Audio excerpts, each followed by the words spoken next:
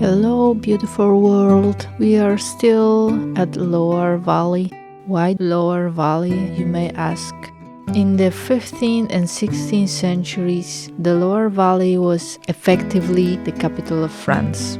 During the Hundred Years' War, the French kings fled Paris to seek safety in the south, and the Loire River became a natural defensive barrier. But once the wars ended, the kings stayed for the lifestyle. The region is known as the Garden of France because of its incredibly fertile soil and mild climate.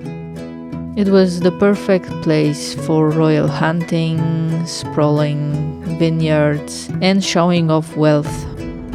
If you were a nobleman and wanted to be close to the king, you had to build your palace here. It was the 16th century version of Beverly Hills. And now we have over 300 chateaus in the Loire Valley.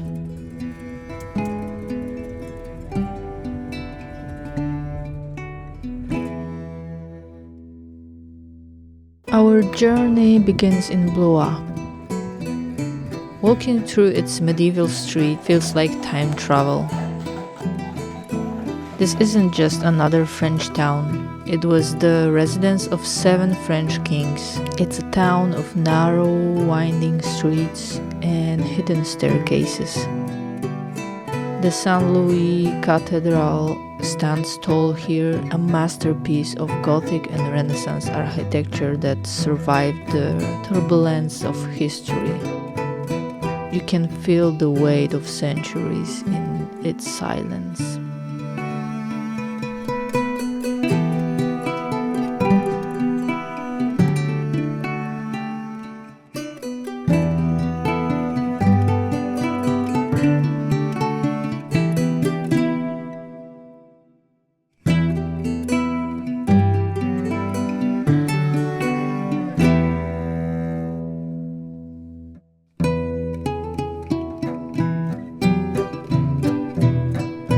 Right next to it sits the Royal Chateau de Blois.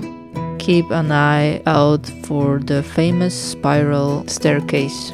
These stairs are single spiral, a true Renaissance runway. They were designed not for hiding, but for showing off.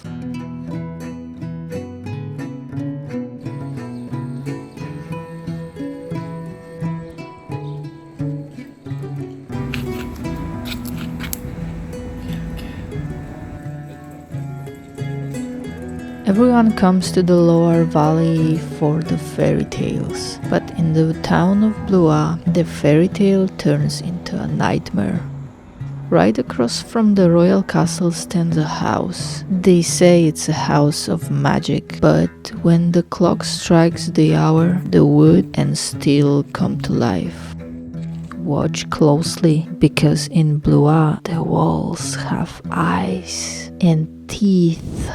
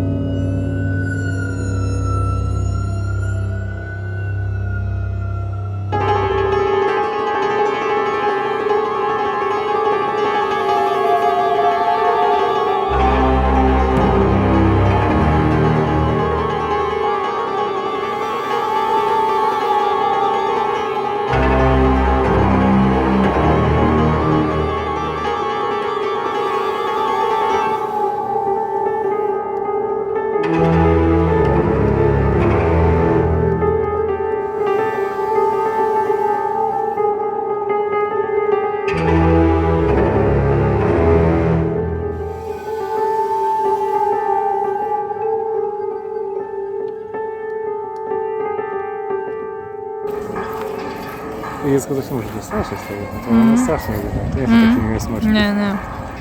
Jeszcze te czerwone oczy, nie? Okay, that was actually terrifying. Let's get back to something more royal, shall we? Next stop, Chambord.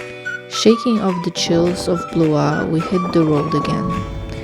There's something magical about driving through the French countryside, knowing that the greatest architectural wonder of all is just around the corner.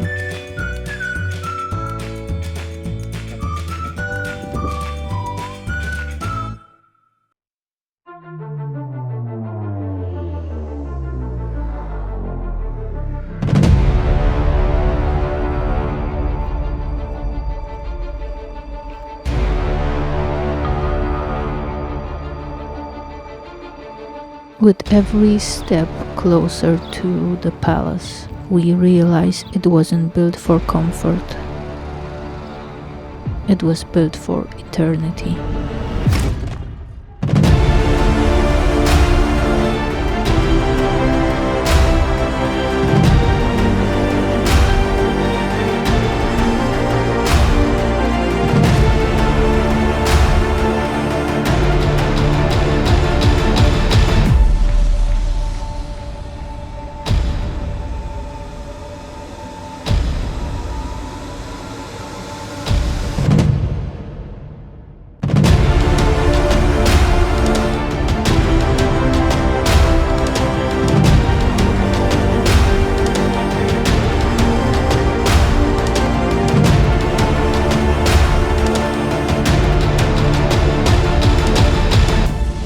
Nothing prepares you for the sheer scale of this place.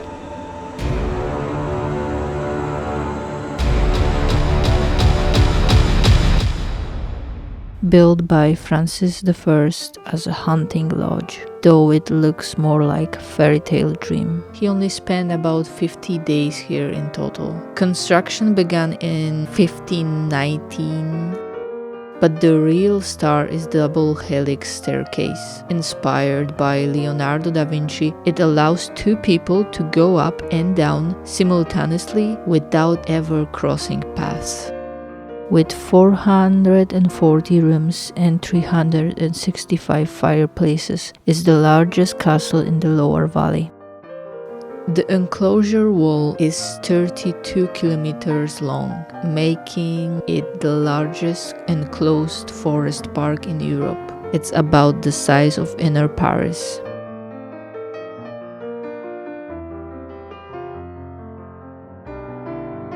As the sun sets, Chambord changes. The white tough stone catches the last golden rays, and the crowds fade away. There is a profound stillness here, royal twilight that marks the end of our journey through the Valley of Kings.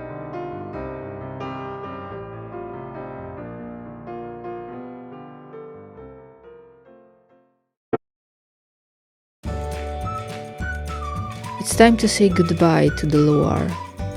We take a quick look at the sturdy walls of Fougères-sous-Bivre, a much simpler medieval contrast to the grandeur of Chambord.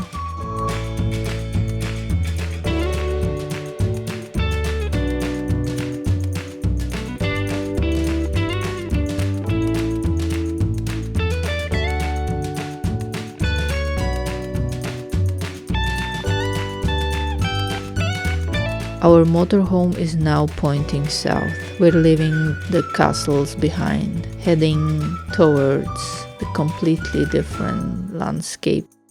But that is a story for the next film. See you next Sunday.